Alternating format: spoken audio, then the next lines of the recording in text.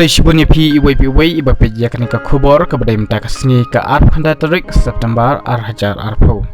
Kumba baro nangi ngitip ba kari China kadai kari kabom ngej balai te khandiat ngine pai syaka talong kubor katkum kejingnya tu jangka Union of Catholic Asian News laning khot lengkot UCA News. Laong ba Kristen kibadai napo kanyam Catholic kibadon hapo kari China kila penpau ya kajing bitar bat kajing ngausi jur halor kajing le jangka Sorkar China bakla Thoh ya kawai kakot kabla kren ben ya Jisu bat haka cover bah khamadu jong katai kakot ladon kajing Thoh kabaong bahadin baki paj ba kila pet Jisu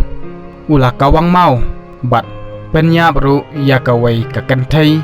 rengkat kajing ong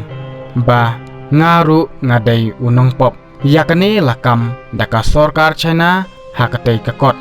bat laong ru ba yakatai kakot ka Sorkar China kala idit lani pen kala yakatai ka jing Thoh napo ka gospel jong ujon lenong ka bapra dikhot ka balai hadu khatwai katolong kubor klaya tu syusyuru ba yakatai kakot la publish daka Sorkar China bat Pyniap ru hapo ka University of Electronic Science and Technology Press bat katai ka Sorkar China ka don jing tmuru ban Pyniap lani kwa ya katai ka kot bakin pule haki kelas secondary lani kelas 10 syapo laong syusyuru ba ya katai ka kot kilas dang ru ban upload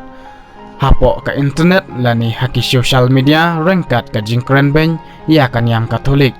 bat kila persyang ro ban yalam bakla ya kipaj ba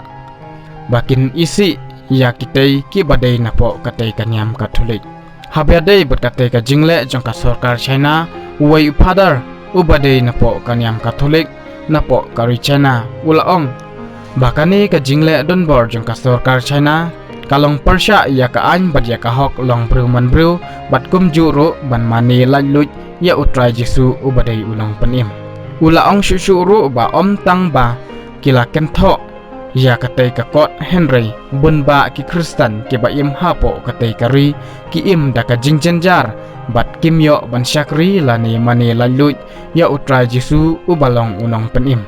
ya kanile tu da ka khubor napo ka Union of Catholic Asian News te kitu ki bakwa ban puli khamnya sa klik ya kaling napo ka description tangkini kublai shibun.